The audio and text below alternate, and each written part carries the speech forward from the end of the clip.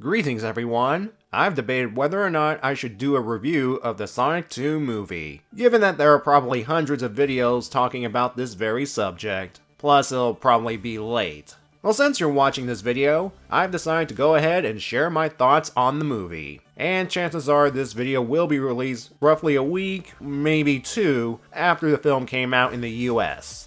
And doing the review this way will allow me to collect my thoughts and really discuss the film, compared to the initial "I just saw it and I'm so excited" energy a lot of Sonic fans probably had coming out of the theaters. I'm not saying it's a bad thing, it's just not my style. Hello, me from the future here. I'm interrupting myself to let you know that my original plan was to substitute movie images with other Sonic related ones, but since the review took much longer to make than I thought, and April's about to end, I've decided that enough time has passed, and thus I will be using movie still images. A lot of them. So if you have not seen the movie at this time, and don't want to be spoiled, please leave now and come back after you do so. For everyone else, let's talk about Sonic 2 the movie, and beware of major spoilers. The film begins on the Mushroom Planet where we last saw Robotnik. He's been there roughly 200 plus days, and he's gone a bit nuttier, due to his isolation and consuming mushrooms. For those unaware, there is a Sonic 2 prequel comic that fills in some details between the first movie and the second.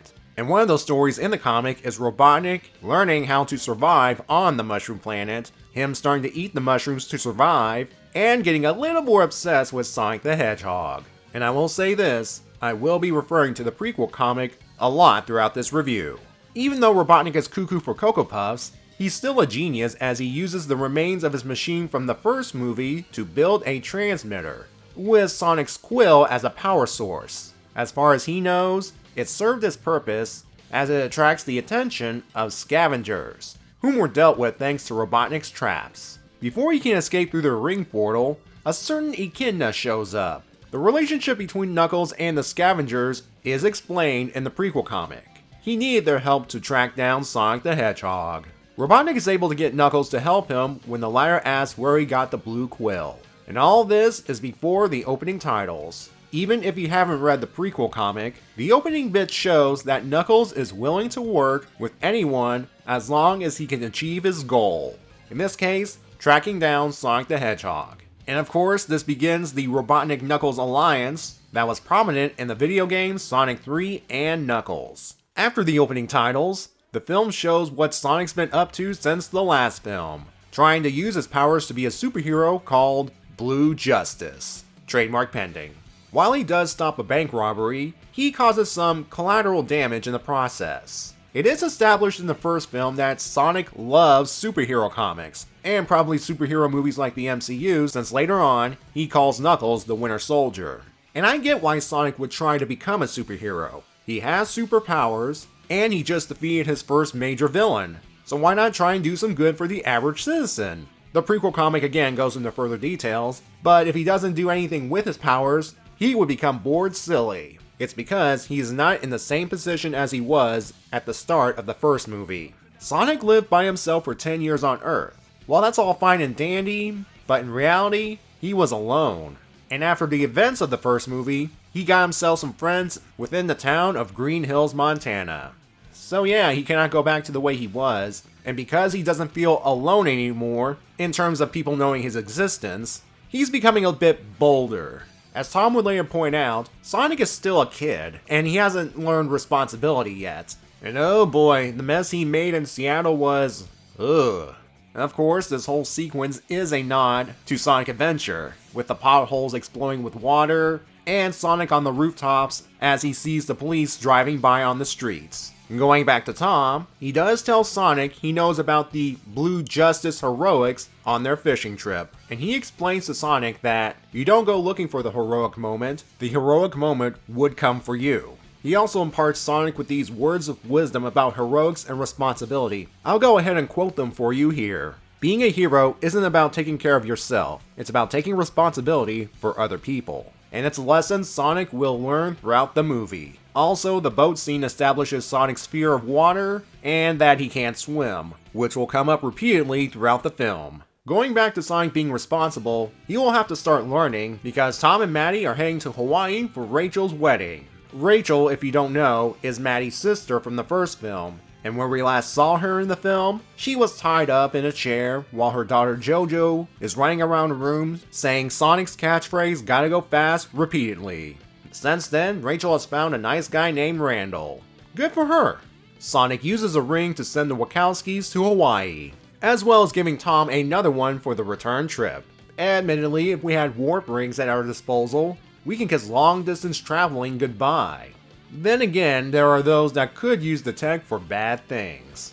This brings us to Sonic having a quiet movie night after a long day of shenanigans, of course. People are probably wanting me to point out the whole Parks and Recs reference Sonic makes here, but since I never saw the show, this will be the only time I'll bring it up. Anyway, Sonic's relaxation comes to an abrupt end when Robotnik returns via Warp Ring. I know it's been commented on by others, including myself, but the build-up to the Robotnik reveal is something out of a horror movie. There's even a brief homage to Poltergeist. The confrontation with Sonic and Robotnik happens, and Knuckles introduces himself to Sonic fist first. As Knuckles dominates the fight, he blurts out that he wants to reclaim the ultimate power for his tribe and get revenge on Sonic due to his association with Longclaw. Luckily for Sonic, he gets some unexpected help of his own in the form of Miles Tails per Hour.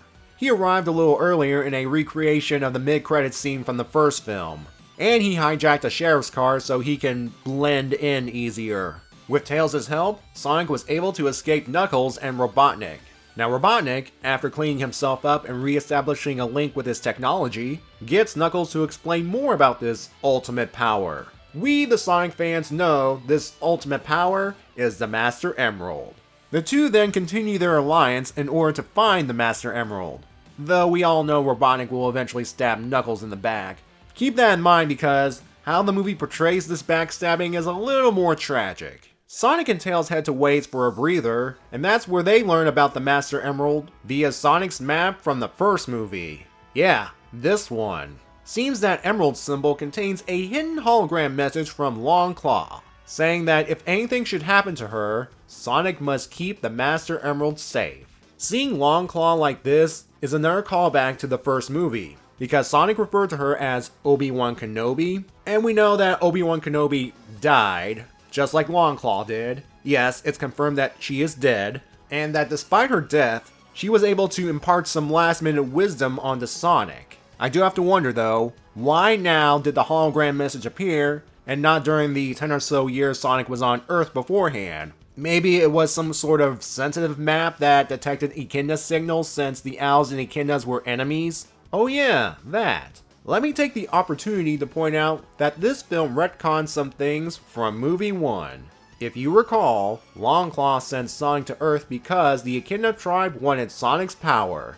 Well, it turns out not to be the case. They wanted power alright, but the power of the Master Emerald.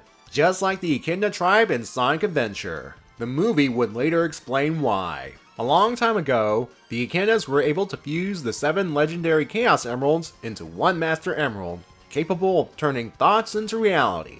The Echidnas would use this power to take out entire armies, because from their point of view, they're heroes. However, another group, the Owls, decided no one should have this power, and successfully stole the Master Emerald. So where did they hide it after stealing it from the Echidnas? On Earth, of course. Eventually, the Echidnas came to Longclaw's home. Either they found it on their own, or by tracking baby Sonic. It's never elaborated on. And then the events of the first movie's opening play out. And within the context of movie 2, Longclaw sent Sonic to Earth so that he can one day look after the Master Emerald.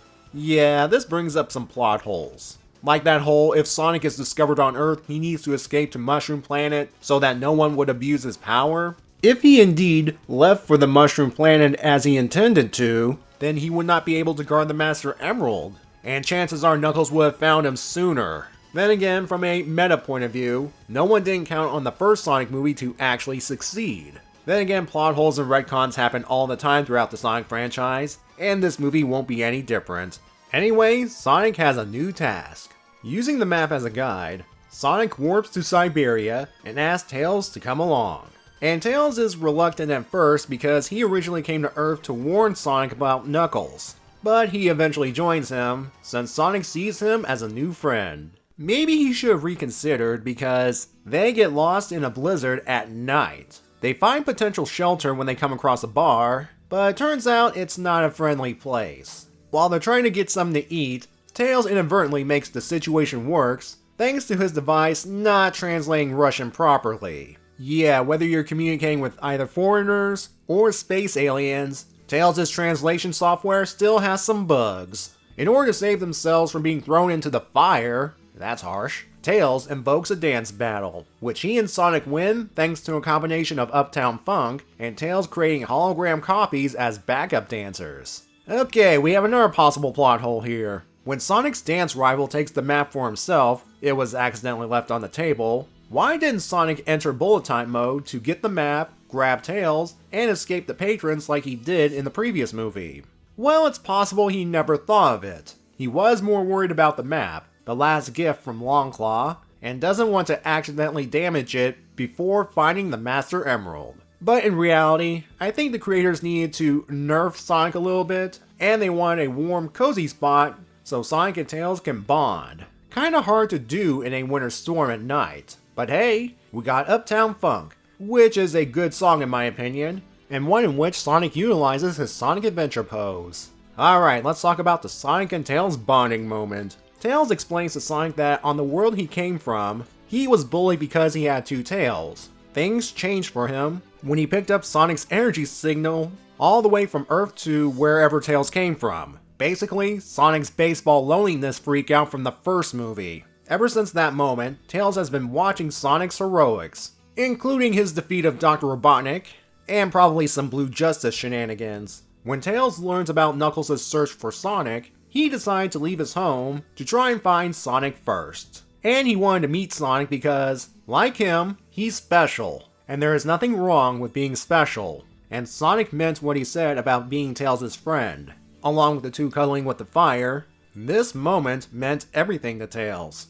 In a lot of ways, it kind of parallels Sonic and Tom's relationship in the first movie. Sonic admired Tom's actions from a distance, the two would eventually meet thanks to Robotnik's shenanigans, and they would become close throughout their adventure. Sonic covering Tails with a blanket is a callback to Tom covering Sonic with a blanket.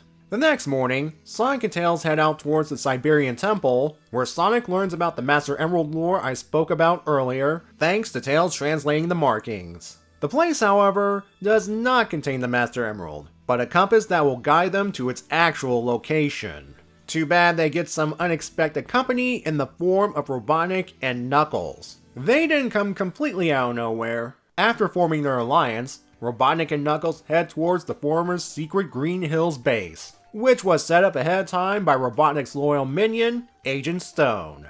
Once again, the prequel comic goes further into this detail, and of course, it's disguised as a coffee shop, appropriately titled Mean Bean. Anyway, Robotnik hacks into a text conversation between Sonic and Tom, and zeroed in on Sonic's signal. This scene right here demonstrates that Knuckles isn't stupid, compared to previous incarnations of the past. He's intelligent when it comes to the ways of the warrior, and has a code, but he is naive to Earth culture, which allows Robotnik to easily trick him into becoming his friend. Let's jump ahead to the snowboard chase scene. Of course, it references Ice Cap, the Sonic Adventure version I believe, especially since later on there will be an avalanche, and possibly White Acropolis, the snowy level from Sonic 06. Between the numerous Robotnik drones, and Knuckles himself giving chase, it ends badly for Sonic when he loses his rings for good. A painful moment for any Sonic fan. It is at this cliffside that we learn why Knuckles is the last of the Echidnas. When the tribe was going to hunt down Longclaw and Sonic, Knuckles wanted to come along too, but his father told him to stay behind because he was too young. Anybody getting Avatar The Last Airbender vibes with that scene when Sokka wanted to go to war with his father? Anyway, it's a good thing Knuckles did not come along because after Longclaw sent Sonic to Earth, Longclaw took out the entire tribe before dying herself. That is both awesome and tragic. Because Sonic and Knuckles both lost something that day, they begin to reach an understanding.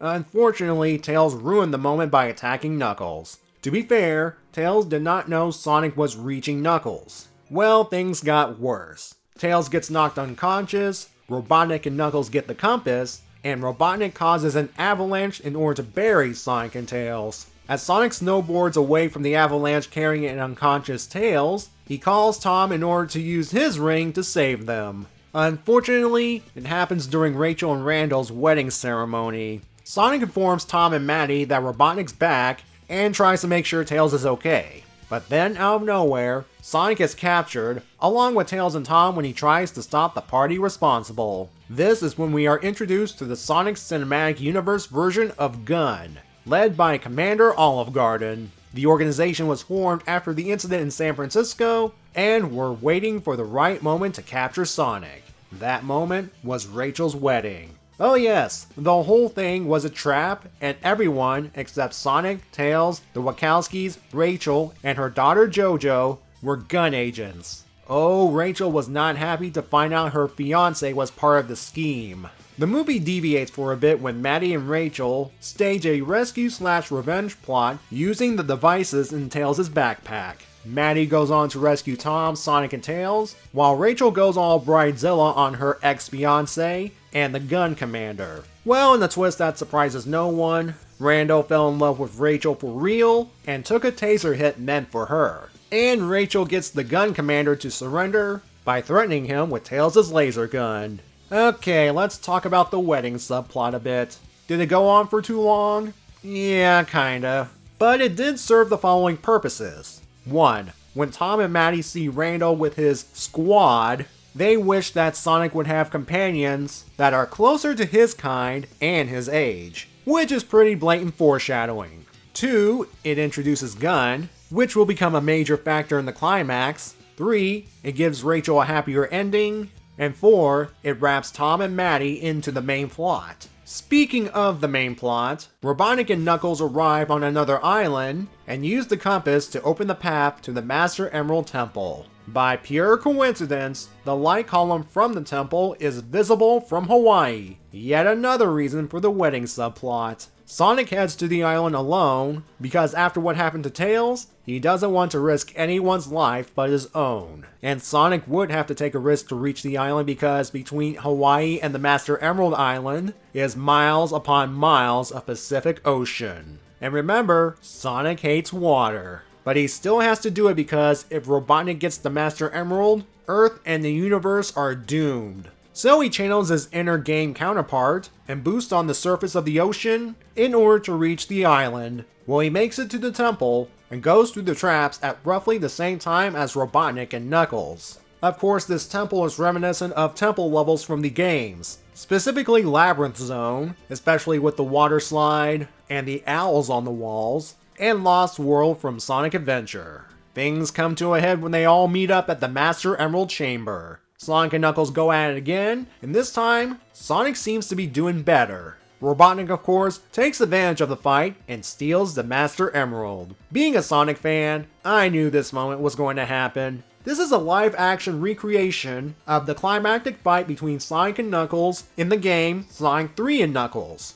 In fact, this whole section might be a nod to the standalone version of Sonic and Knuckles, in which you only play as Sonic or Knuckles. No Tails involved. This is the Hidden Palace Zone moment I spoke of in a previous video, where after the fight, Robotnik backstabs Knuckles and gets away with the Emerald. I should point out that before Sonic arrived in the Master Emerald Chamber, Robotnik was ready to literally backstab Knuckles by giving him a jolt. Only here, it's a taser from his hand. Admittedly, I've seen all of the Sonic 2 trailers, so I saw the twist of Robotnik absorbing the Master Emerald's power coming. But at the same time, I'm actually amazed that they went with this direction instead of using the Master Emerald to power his machines, like in previous games. As far as I know, there's been a couple of times in which Robotnik uses the power of the emeralds directly. There's the moment in the Adventures of Sonic the Hedgehog cartoon, in which Robotnik uses the Chaos Emeralds to grow giant size,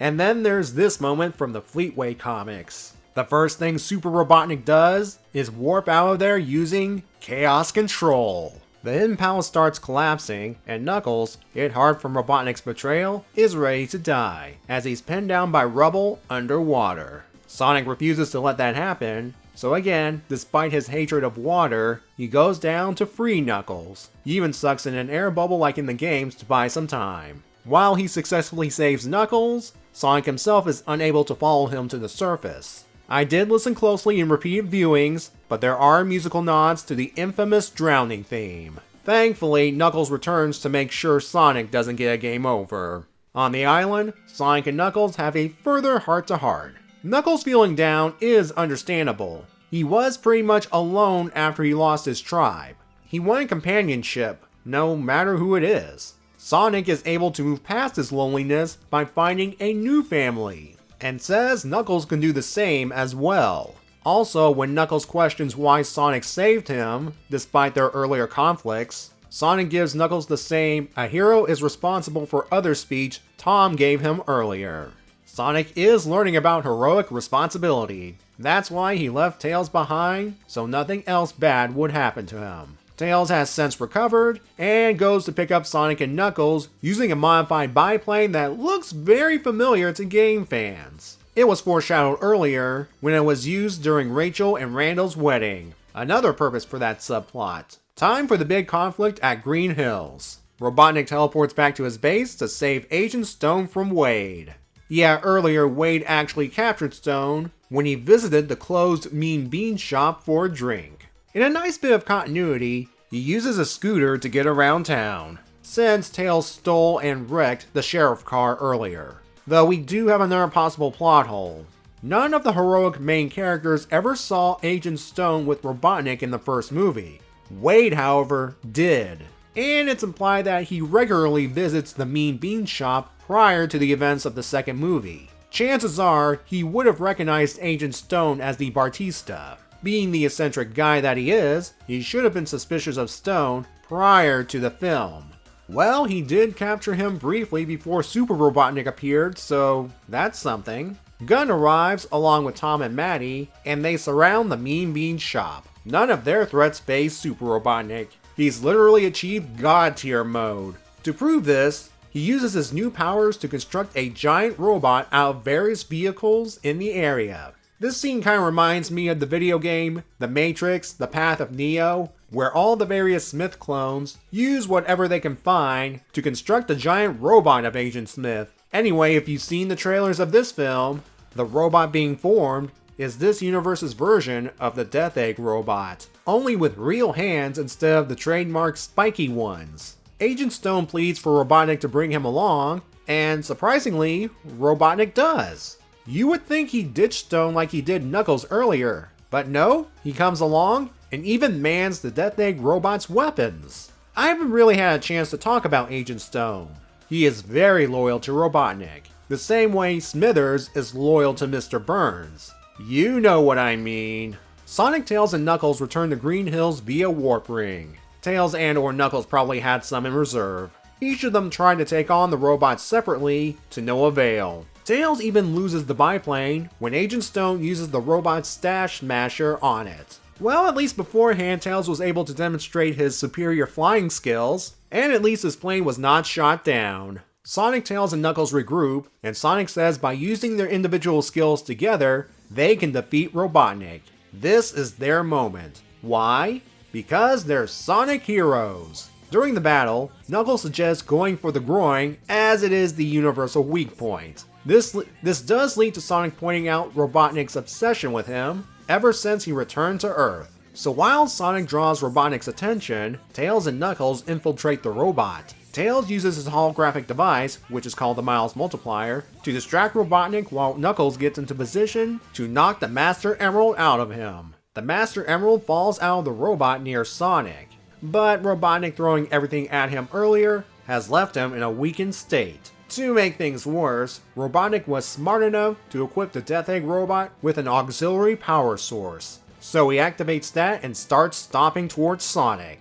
Tom and Maddie arrive and save Sonic and the Master Emerald, only for Robotnik to cause their vehicle to crash. The three are fine, but the Master Emerald falls to pieces. Sonic wants Tom and Maddie to leave him behind, and the two refuse. They all declare their love for each other before seemingly getting crushed. Now comes the part every Sonic fan, and most of the general audience, saw coming. When the Master Emerald broke into pieces, it also exposes the 7 Chaos Emeralds that made it. They activate and transform Sonic into Super Sonic just in time to save his family. I didn't see this online, thankfully, but apparently Super Sonic was accidentally revealed thanks to the toys from McDonald's. It may also seem like Deus Ex Machina, but the lore of the movie universe said the 7 Emeralds' powers were combined into the Master Emerald. Sonic's just using those individual components together. As for their activation, I have a theory. If you remember in the game Sonic Adventure about the poem Tikal recites, about the Chaos Emeralds and the Master Emerald,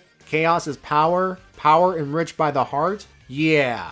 It's all to set up Sonic using the supposedly drained Chaos Emeralds in the climax. You know, the positive energy and the cheers from the crowd. Transplant that idea into this movie. What is more heartful than familial love? I think that's what they were going for here. Super Sonic easily takes care of the Death Egg robot, knocking it down with a gentle tap of the foot, similar to the opening cutscene of Sonic 06. And we see Robotnik apparently falling to his death. Knuckles warns everyone that Sonic's not the same individual that they once knew, but is instantly proven wrong when Sonic creates chili dogs out of thin air. I know I'm stretching things, but this could be a shout out to the Fleetway comics. In that continuity, Super Sonic is not a heroic power-up, but a psychotic alter ego that can be separate from the hero. Sonic willingly powers down and scatters the emeralds. He says he still has some growing to do. Plus, Knuckles also stated that touching Super Sonic is hurtful, and Sonic likes hugs. I'm going to deviate a bit and talk about the final battle overall. I had a big smile on my face. While Super Sonic ended it, every main character had a chance to participate in a meaningful way. Knuckles even got a chance for some payback for the betrayal. Something that did not happen in Sonic 3 and Knuckles, unfortunately. Knuckles uses his strength to reforge the Master Emerald, meaning that, like in the games, there are now 7 emeralds and 1 Master Emerald. It is interesting that Knuckles had to force the Master Emerald back together by squeezing it, given that in other continuities, when he gathered all the pieces of the Master Emerald, they just all magically reformed. Now that they have the Master Emerald, Sonic and Knuckles suggest that the 3 of them look after it together, and they solidify this pledge with a power bump. The film ends with another baseball scene, which in a way kind of bookends things. Sonic's baseball scene in the first movie kicked off the main plot, and now we have one after the second movie's plot's resolved. This time, Sonic is not alone. He has friends and family to play with. Even Tom points out that now Sonic has his own squad, calling back to Randall and his buddies during the wedding. Tails and Knuckles also benefit from this arrangement, because as stated earlier, the former had no friends due to being labeled a freak, and the latter was alone after losing his tribe. In fact, this scene is the first time we see Knuckles happy as he wins the baseball game. He's even excited for sprinkled ice cream. And as they all leave to get some ice cream, they almost left behind their cooler, which had the Master Emerald in it. A reminder that in this continuity, it's small enough to hold in your hands. Like in the first movie, this one has a mid-credits scene, and big spoilers if you don't know about it already. Gunn is searching through the wreckage of the Death Egg robot for Robotnik's body. Even though they haven't found it, they assume he's dead. One of the soldiers says to Commander Olive Garden that while they were purging all of Robotnik's files, they found one that's 50 years old. The commander realizes that the file is Project Shadow. Cue a certain Hedgehog's capsule rising up, and him awakening. I think people figured out Shadow was coming based on certain clues. The gun helicopter had SA-2 on the side. We were told in interviews that the movies won't follow the order of the games, i.e., we're going to skip ahead to this one. And then there's the logo for movie 3. That came out not too long ago. And people speculated that the red could mean Shadow, since this film brought in Knuckles. Also, I think the director Jeff kinda has a thing for Shadow, given that he worked on the video game Shadow the Hedgehog. Sonic 2 the movie does everything a sequel should do. Take what worked from the first movie, while also addressing some issues people had with the first film. In this case, they added in more game elements. There were some I forgot to point out, like Knuckles' love of grapes, the manual for the Death Egg robot being based the ones for the Genesis/Mega Drives, and the classic Eggman costume popping up while Stone was playing dress up with a virtual Robotnik. Then there's the end credits stuff. Just like in the first Sonic film, there's a credit sequence retelling the events of this film using game sprites. And the references there are way too numerous for me to list here. Chances are I've missed a lot more references to the games. Chances are there are probably videos out there that go through this film with a fine-tooth comb to find any game references placed in the film. While I am happy that there are more game elements, I'm also happy the movie does not disregard the lore it established in the previous film, with Longclaw, the Owls, the Echidnas, and whether you like them or not, the human characters. The franchise, thanks to the games, cartoons, and comics, have characters unique to their specific media. The movie is just adding another example. Some people are probably disappointed that Sonic didn't leave with Tails and Knuckles at the end of the film to travel the universe together. But if we did that, it would be hard to do an adaptation of Sonic Adventure 2, which took place primarily on the human world. Plus, I didn't mind the human characters at all, even Rachel at the end of this film. And I did enjoy the portrayal of the game characters here. Sonic got his own arc about being a real hero, while at the same time following up on the loneliness theme from the first movie. I still enjoy Ben Schwartz as Movie Sonic, but once again, there are times that his voice reminded me of his Dewey Duck one from DuckTales 2017. Tails sadly doesn't get as much time to bond with Sonic, but what we got was nice, and he did learn to become an action sidekick, after being hesitant early on. Major props to Colleen for voicing this new version of Tails. They could have gone Hollywood and picked a bigger star, but the powers that be chose to stick with the current voice actress of the Sonic franchise. Knuckles again is naive but not stupid. For instance, when Sonic went after Tails instead of the compass, it made Knuckles ponder whether or not Sonic was really a bad guy, foreshadowing their eventual team up. He does have some funny moments due to him being a stranger in a strange land, like the ... scene, and the running gag of him crushing people's hands during a handshake. I was a little concerned about Idris Elba voicing Knuckles, but after seeing the movie, it definitely fits this version of the Echidna. I can see why they chose to do a spin-off with this character. Of course, as always, Jim Carrey is the highlight, playing an even crazier Robotnik. You might have heard this, but in case you didn't, word is that Jim Carrey is planning on retiring from acting after Sonic 2.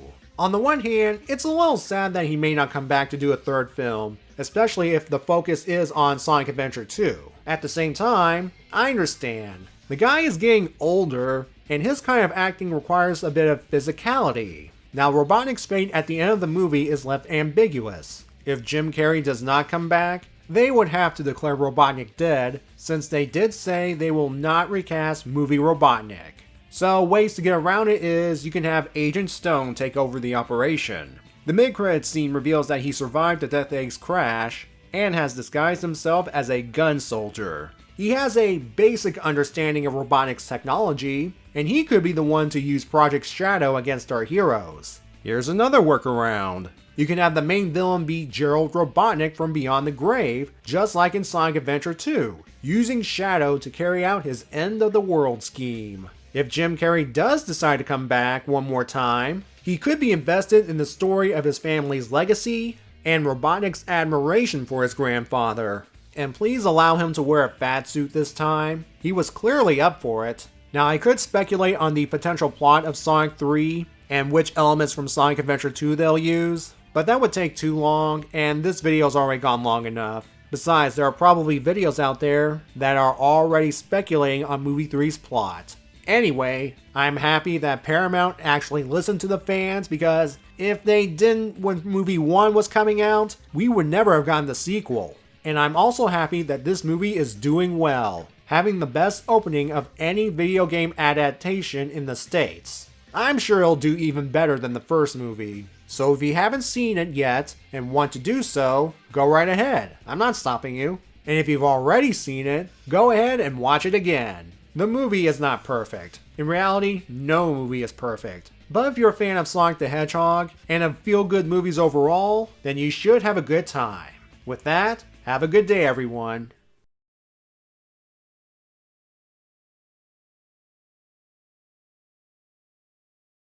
Well, we can add a new song to the World Domination playlist, Walk by Pantera. Once again, Robotnik / Jim Carrey has good taste in music.